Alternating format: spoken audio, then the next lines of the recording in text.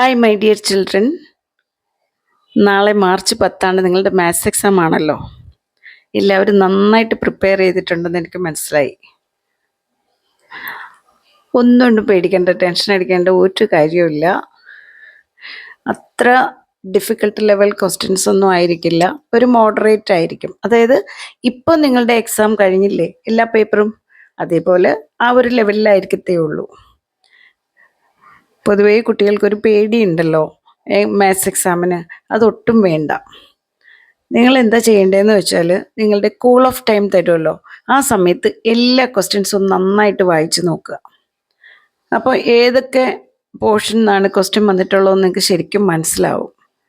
എന്നിട്ട് reading time കഴിയുമ്പോൾ ഒരു പേജ് എടുത്തിട്ട്, അതായത് ലാസ്റ്റ് പേജിൽ, നിങ്ങളുടെ ബുക്ക്ലെറ്റിൻ്റെ ലാസ്റ്റ് പേജിൽ റഫ് വർക്ക് എഴുതിയിട്ട് അതിൽ നിങ്ങൾക്ക് ട്രിഗണോമെട്രിക് റേഷ്യോസ് ഓഫ് ആംഗിൾസ് ഒക്കെ വന്നിട്ടുണ്ടെങ്കിൽ ആംഗിൾസ് ഒക്കെ പെട്ടെന്ന് എഴുതി വെക്കാം.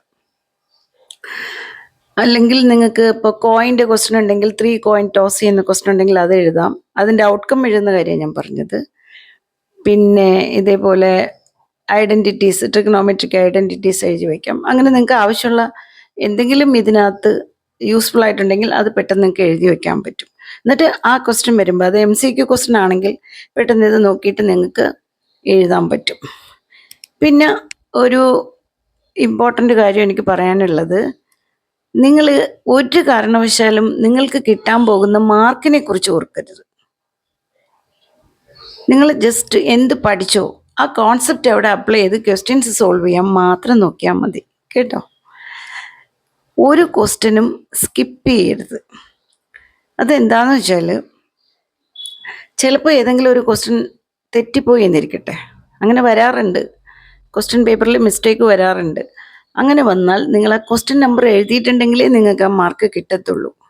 അപ്പോൾ അതുകൊണ്ട് എല്ലാ ക്വസ്റ്റ്യനും അറ്റംപ്റ്റ് ചെയ്യണം. ഒരു ക്വസ്റ്റ്യൻ ഇപ്പോൾ കണ്ടപ്പോൾ അയ്യോ എനിക്കിത് ഒട്ടും അറിയില്ലല്ലോ, ഞാനിത് എങ്ങനെ ചെയ്യുമെന്ന് വിചാരിച്ചിട്ട് നമ്പർ പോലും ഇടാതെ പോകുന്ന കുട്ടികളുണ്ട്. അങ്ങനെ ചെയ്യരുത്.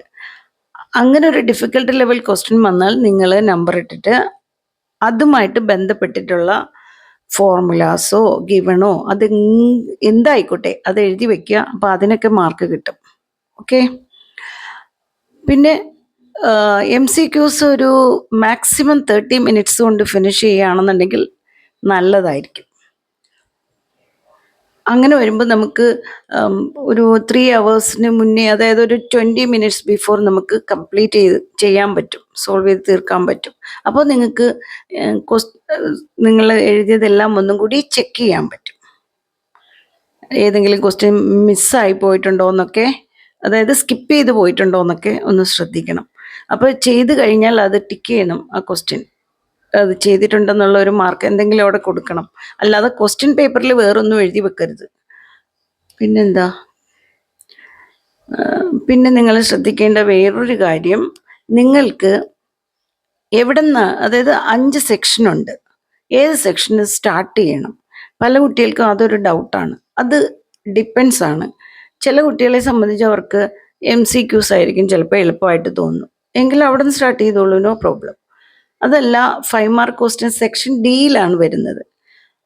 അപ്പോൾ നിങ്ങൾ റീഡിങ് ടൈമിൽ ഇതെല്ലാം കണ്ടല്ലോ. അപ്പോൾ അതിനകത്ത് നിങ്ങൾക്ക് നന്നായിട്ട് അറിയുന്ന ക്വസ്റ്റ്യൻ ആണെങ്കിൽ നിങ്ങൾ സെക്ഷൻ ഡിന്ന് തന്നെ സ്റ്റാർട്ട് ചെയ്തോളൂ, അതായിരിക്കും നിങ്ങൾക്ക് എളുപ്പം. ഓക്കെ. അപ്പം നിങ്ങൾക്ക് ഏതാണോ ഈസി ആയിട്ട് തോന്നുന്നത് ആ സെക്ഷനിൽ സ്റ്റാർട്ട് ചെയ്തോളൂ. അപ്പോൾ നിങ്ങൾക്കൊരു കോൺഫിഡൻസ് കിട്ടും. പിന്നെ എല്ലാവരും ഒന്നും പേടിക്കണ്ട, നന്നായിട്ട് എഴുതിക്കോളൂ. എല്ലാ പ്രാർത്ഥനയും ഉണ്ടാവും. All the best.